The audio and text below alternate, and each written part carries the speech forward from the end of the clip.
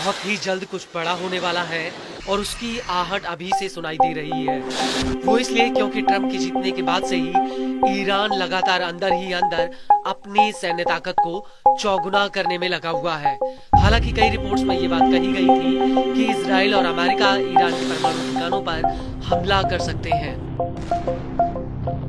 लेकिन ईरान ने भी इजराइल और अमेरिका को सबक सिखाने के लिए अपनी कमर कस ली है। दरअसल ईरान ने इस साल की शुरुआत से अभी तक कई सैन्य अभ्यास किए हैं। इसके अलावा उसने अपने सैन्य बेड़े में कई घातक मिसाइलों और ड्रोन्स को शामिल किया है। ईरान का संदेश साफ है कि अगर किसी ने उसे छेड़ने की कोशिश की तो वो उसका वो हाल करेगा जो इतिहास में दर्ज होगा। और अब इसी कड़ी में ईरान ने अपना सबसे भारी और सबसे बड़ा ड्रोन दुनिया के सामने पेश किया है। ईरान ने इस ड्रोन का नाम गाजा रखा है।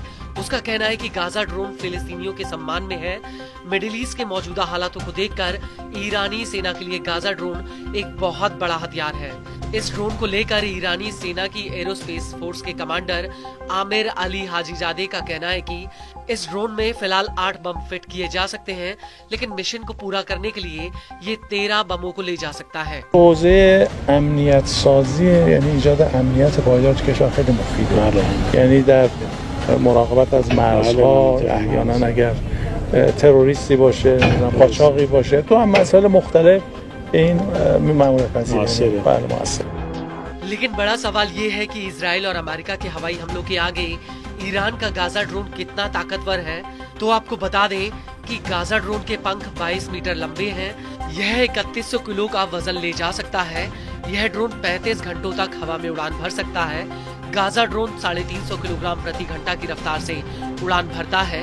ईरान का नया ड्रोन 500 किलोग्राम तक विस्फोटक ले जा सकता है। ये 13 बमों को ले जाने में सक्षम है। इसकी मारक रेंज 1000 किलोमीटर है और इसकी ऑपरेशनल रेडियस 4000 किलोमीटर तक है। आपको बता दें कि ईरानी सेना ने इस मिलिट्री ड्रिल में गाजा ड्रोन से एक साथ 8 टारगेट्स पर सफल हमले की बात कही है।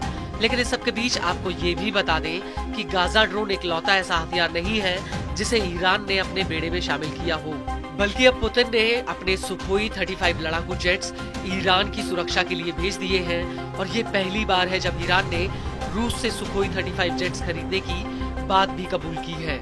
इसको लेकर स्टूडेंट न्यूज नेटवर्क ने ईरानी कमांडर अली शादमानी का हवाला देते हुए कहा है कि रूस ने ईरान को पहले ही सुखोई जेट्स भेज दिए हैं। हालांकि पुतिन ने ईरान को कितने जेट्स दिए हैं इस बात की कोई जानकारी सामने नहीं आई है। वहीं इजराइल का जिक्र करते हुए ईरानी कमांडर शादमानी का कहना है कि अगर दुश्मन मूर्खतापूर्ण कार्य करता है तो उसे हमारी मिसाइलों से नुकसान पहुंचाने का कड़वा स्वाद चखना पड़ेगा और कब्जे वाले क्षेत्र में उसका कोई भी हित सुरक्षित नहीं रहेगा। लेकिन बड़ा सवाल ये है कि क्या रूस का सुखोई 35 अमेरिका और इजराइल के जेट्स के आगे टिक पाएगा। तो आपको बता दें कि सुखोई 35 रूस का बेहद ही ताकतवर और एडवांस जेट है। इसको लेकर रूस की तास न्यूज एजेंसी का कहना है कि Sukhoi 35 multi role fighter jet है। इसमें एक पायलट के बैठने की जगह होती है। इसका लेटेस्ट वर्जन 20,000 मीटर यानी 65,600 फीट की ऊंचाई पर उड़ान भर सकता है। इसकी अधिकतम स्पीड 2500 किलोमीटर प्रति घंटा है। इस सब के बीच बड़ी बात यह है कि नवंबर 2023 में ईरान ने रूस के साथ इन जेट्स को खरीदने की एक डील की थी। हालांकि उस वक्त भी ये बात साफ नहीं हुई थी कि आखिर ईरान कितने जेट्स खरीद रहा है। और इसके बाद नवंबर 2024 में ईरान और रूस ने एक व्यापक रणनीतिक साझेदारी की डील की थी। हालांकि इस समझौते में हथियार खरीद का कोई जिक्र नहीं था, लेकिन उस वक्त दोनों देशों ने ये जरूर कहा था कि वो सैन्य तकनीक सहयोग करेंगे।